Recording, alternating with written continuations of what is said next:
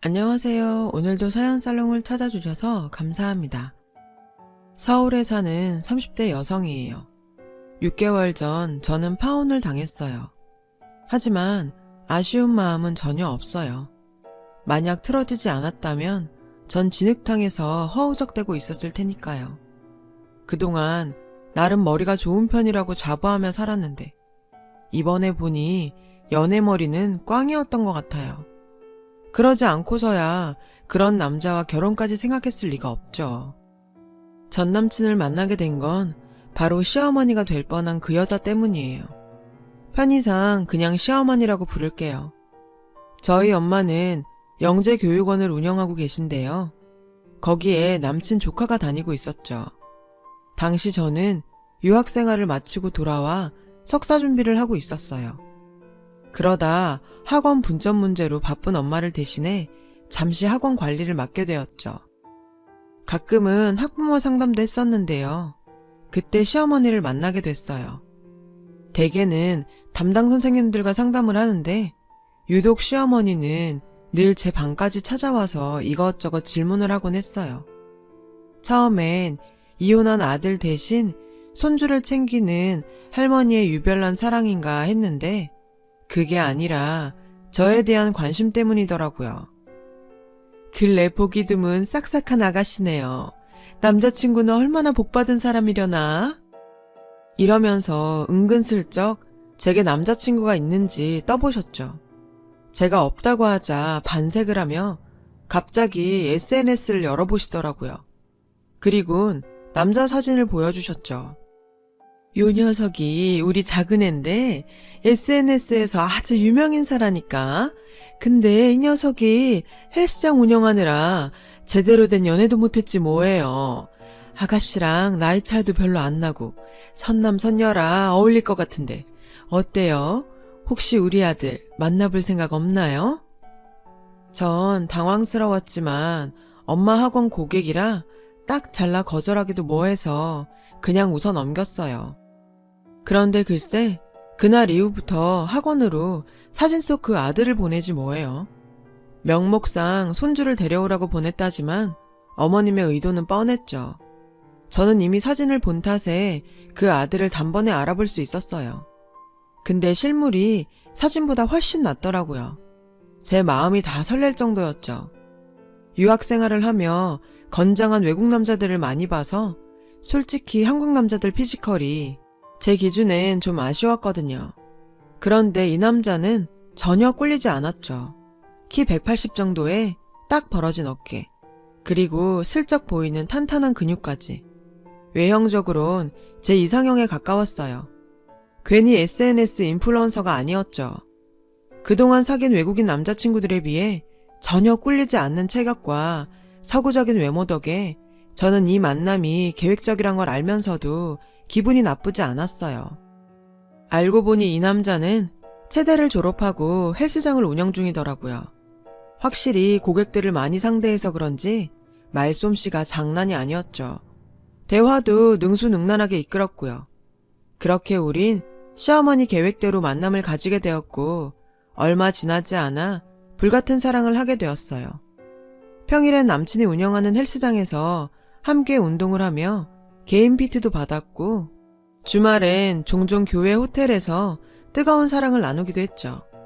사실 본능적으로 이끌렸기에 깊이 있는 대화보다는 몸으로 하는 대화를 더 많이 했던 것 같아요. 이 남자와 보내는 하루하루가 꿈처럼 흘러가던 어느 날 저는 마치 드라마 속 한 장면처럼 벚꽃이 흩날리는 거리 한복판에서 프로포즈를 받게 되었어요. 유학생활 동안 한국 드라마를 보며 드라마틱한 로맨스를 꿈꿔왔는데 제가 바로 그 주인공이 된 것 같았죠. 그 순간만큼은 송혜교, 전지현도 김태희도 부럽지 않았답니다. 남자친구랑 함께 다니면 여자들이 질투 어린 시선으로 바라보곤 했는데요. 처음엔 불쾌했지만 나중엔 느긋하게 그 시선을 즐기곤 했어요. 이 남자의 여자는 바로 나다 하면서요. 당시엔 철이 없던 때라 마냥 행복했어요. 그러다 우린 결혼을 약속하게 됐고 양가에 정식으로 인사를 드리기로 했죠.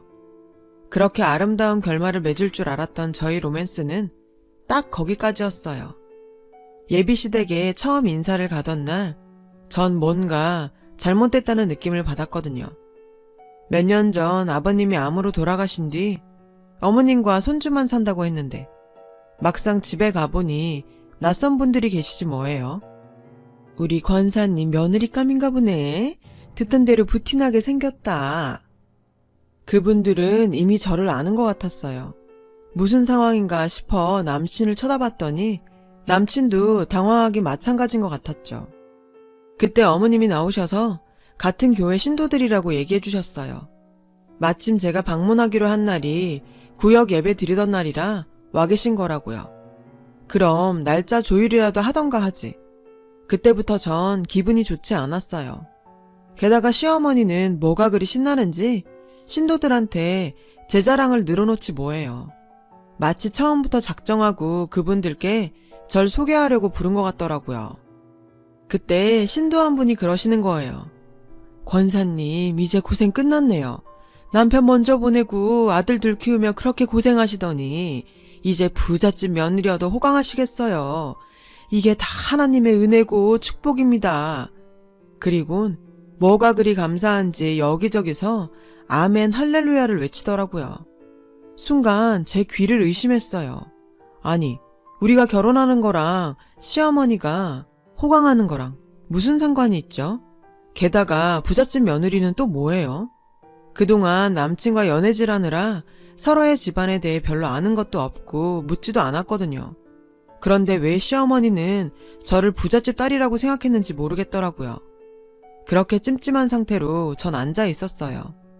예배가 끝나고 신도들이 돌아가자 시어머니는 제 손을 잡곤 이러시더군요. 아가, 난 처음부터 널 며느리감으로 찜했단다. 우리 집으로 시집와준다니 정말 고맙구나. 아들밖에 없는 집에 딸 같은 네가 들어온다니 얼마나 기쁜지.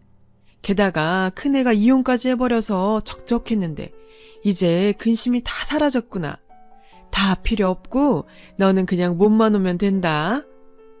이러시는데 정말 난감했어요. 솔직히 부담스러웠거든요. 그래도 몸만 오면 된다는 말에 조금은 마음이 놓이긴 했어요. 혹시 엄마가 운영하시는 학원 때문에 부잣집이라고 생각해서 며느리 삼으려고 한 건 아닌가 의심했거든요. 근데요, 제가 물렁했어요. 그때 시어머니 본심을 읽었어야 했는데 사랑에 눈이 멀어 그러질 못했던 거죠. 결혼 준비를 하면서도 몇 번씩 이상한 느낌을 받았어요. 그런데도 전 바보같이 핑크빛 날들만 생각하며 애써 의심을 잠재운 채 어머님 말만 철석같이 믿었죠. 아무것도 필요 없다는 그 말을요. 전 그렇게 그들의 호구가 되었죠. 저희 부모님은 욕심이 없는 분들이라서 저보다 학벌이 딸리는 남친도 형편이 그리 넉넉하지 않은 시댁도 다 이해해 주셨어요. 절 사랑해주고 굶기지 않으면 된다고요. 오히려 부모님께선 남자 외모에 집착하는 제가 외국인과 결혼할까 걱정이셨대요. 아무리 부모님이 사위에 대해 바라는 게 없다지만 외국인 사위는 좀 그랬나 봐요. 그러니 남친 상황을 알고도 반기셨죠. 남친도 그런 저희 부모님께 싹싹했어요. 저희 집에 자주 찾아와서 부모님을 위한 운동법도 알려드릴 정도로요. 벌이는 약했지만 훈남에 부침성 있는 성격까지 나무랄 데 없는 사람이었죠. 그래서 전 조건과는 상관없이 남친과의 핑크빛 미래를 꿈꾸게 되었어요. 그러던 어느 날이었죠. 시어머니한테 전화가 온 거예요. 당시 석사 논문 준비로 눈코 뜰 새 없이 바쁘게 보내고 있었는데 어머님이 밥을 사주신다며 나오라고 하시더라고요. 솔직히 그럴 여유가 없었던 때지만 어머님 말씀을 거역하는 건 예의가 아닌 것 같아 약속 장소로 나갔어요. 식사를 하며 얘기를 나누는데 어머님이 제 눈치를 보시며 이러시더라고요. 아가, 나는 그냥 내가 몸만 오면 된다고 생각하는데 교회 사람들이 그래도 그건 아니라면서 다들 펄쩍 뛰더구나. 너도 그때 봤다시피 내가 교회에서 위치도 있고 따르는 사람도 있잖니. 결혼하면 다들 며느리가 뭐야 했냐고 교회 갈 때마다 물어볼 텐데 어쩌니? 내가 거짓말에 능한 사람도 아니고. 기가 막혀서 한참을 앓는 소리를 하시길래 무슨 얘긴가 했더니 결국은 남들 못지않게 혼수해요란 얘기를 돌려 하신 거였어요. 그것도 신도들 핑계를 대면서요. 그런데 듣자 하니 어머님이 받고 싶은 게 있는 것 같더라고요. 저도 보고 들은 것들이 있는데 설마 철없이 시집을 빈손으로 가려고 했겠어요. 어느 정도 맞춰서 해갈 생각이었죠. 어차피 해갈 거 기왕이면 원하는 걸로 해드리자 싶어서 어머님께 여쭈어 봤죠. 그랬더니 제 말이 떨어지기가 무섭게 어머님은 가방에서 종이를 꺼내더군요. 빼곡하게 적힌 혼수 목록이었어요. 적혀있는 품목을 보니 명품 시계와 가방, 그리고 고가의 수입 가전제품과 장인이 한 땀 한 땀 정성껏 손바느질한 수제 명인 이불 세트 등이 있더군요. 저는 기가 막혀서 입이 떡 벌어졌죠. 와, 10길 물속은 알아도 한길 사람 속은 모른다더니 그 말이 딱이더라고요. 이건 뭐 한미천 잡자는 심보가 아니고선 절대 이럴 순 없었죠. 어머님은 제 표정을 보곤 찔리긴 했는지 왜 이게 필요한지 한참을 설명하더군요. 마름 침까지 삼키시며 이유 같지 않은 이유를 늘어놓으시는데 듣다 보니 살짝 애처롭기까지 하더라고요. 그런데 그게 다가 아니었어요.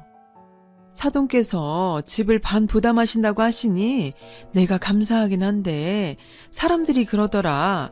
집은 집이고 예단은 다른 얘기 아니냐고. 부잣집 외동딸 시집 보내면서 예단 없이 하는 게 말이 되냐고 말이다. 순간 저는 귀를 의심했어요. 어머님, 그게 무슨 말씀이세요? 저희가 신혼집의 반을 부담한다니요.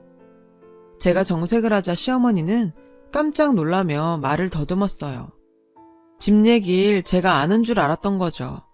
알고 보니 얼마 전 어머님이 학원으로 찾아가 저희 엄마한테 5억짜리 신혼집을 해주려고 했는데 큰아들이 그 돈을 빌려가서 안 갚는다며 펑펑 우셨대요. 사돈이 다짜고짜 직장으로 찾아와 건물이 떠나가라 우는데 거절할 수도 없었던 엄마는 아빠랑 상의 끝에 3억을 해주기로 했대요. 글쎄, 더 기가 막힌 건 나머지 2억이에요.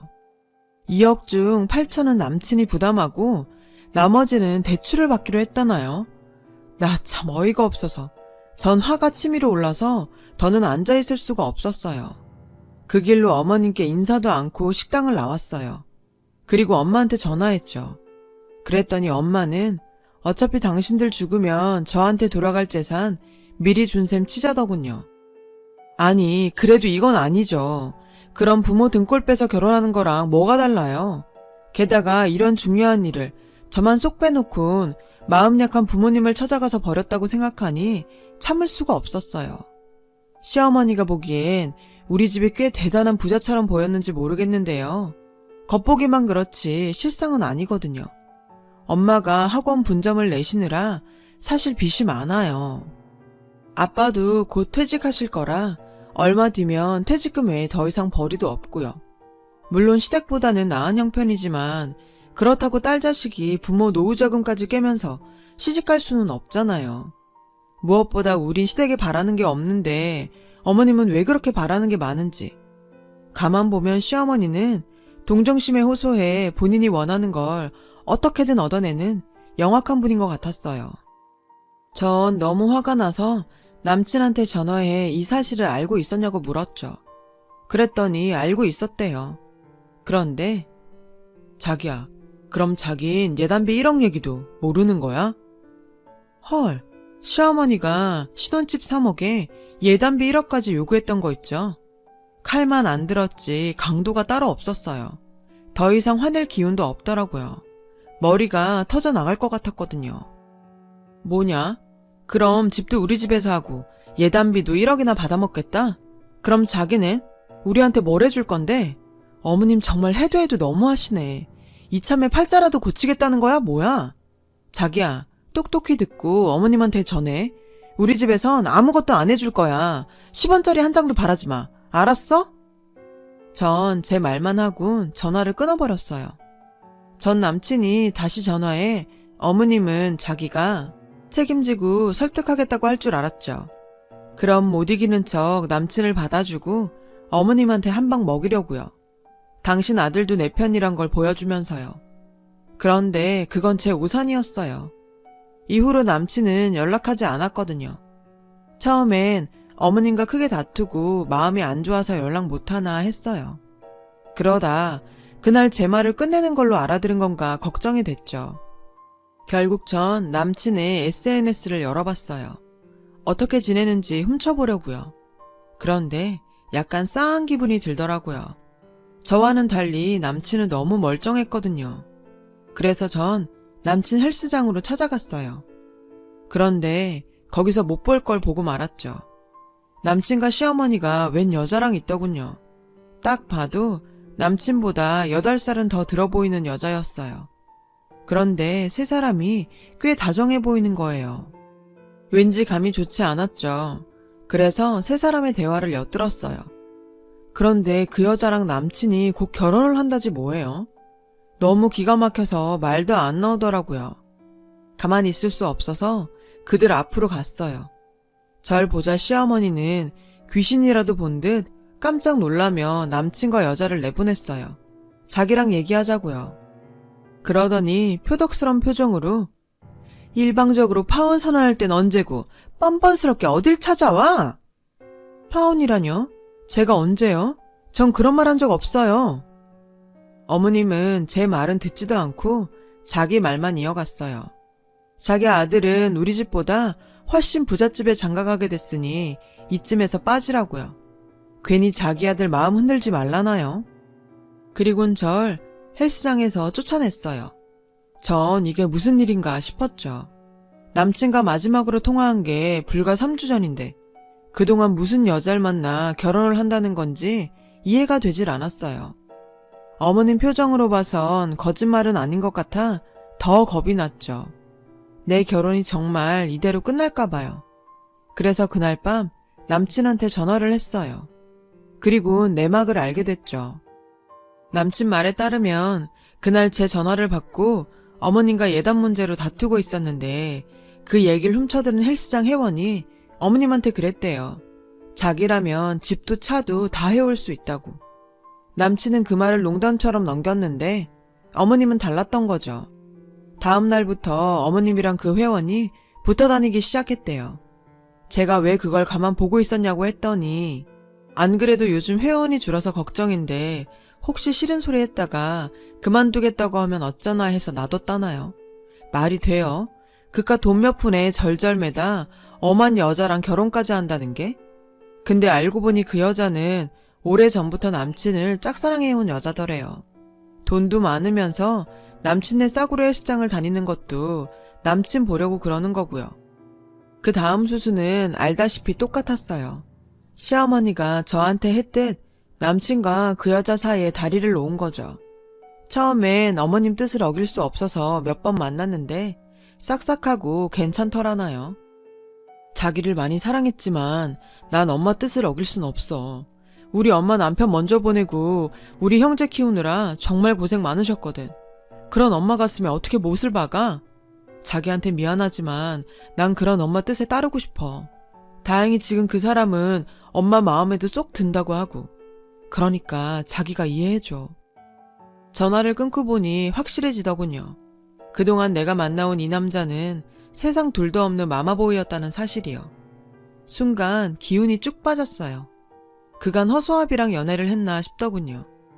그렇게 전 파혼 아닌 파혼을 당했고 한동안 방 안에 처박혀 지냈어요. 혼자 똑똑한 척 하다가 된통 당한 터라 자존심에도 엄청난 상처를 입었죠. 처음 며칠은 제 자신을 탓했어요. 그날 욱하는 마음에 그렇게 화만 내지 않았다면 파혼 따윈 당하지 않았을 텐데. 엄마 말대로 어차피 나중에 내가 받을 유산 좀 일찍 받는다 생각하면 그만인데 이 모든 게 다 제 탓 같았어요. 그런데 아니더라고요. 여느 날과 같이 전 방에 틀어박혀 울다 잠들기를 반복하고 있었어요.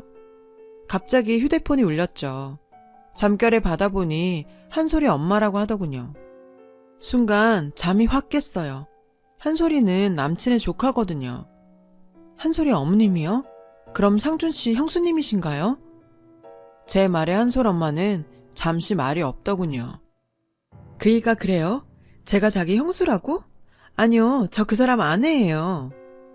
전 잠결에 받은 전화라 제가 잘못 들은 줄 알았어요. 그런데 맞더라고요, 내 남친의 아내가. 별거 중이긴 하지만 서류상으론 아직 우리 부부예요. 그래서 말인데요, 선생님이 절 좀 도와주시면 안 될까요? 부탁드려요. 전 전화를 끊고 한솔 엄마를 만나러 갔어요. 그리고 한솔 엄마를 통해 지금껏 제가 모르고 있었던 엄청난 사실을 알게 됐죠. 두 얼굴의 남친에 대해서요. 한솔이를 통해 선생님과 제 남편 얘긴 들었어요. 솔직히 놀랍지도 않네요. 한두 번 있었던 일도 아니니까.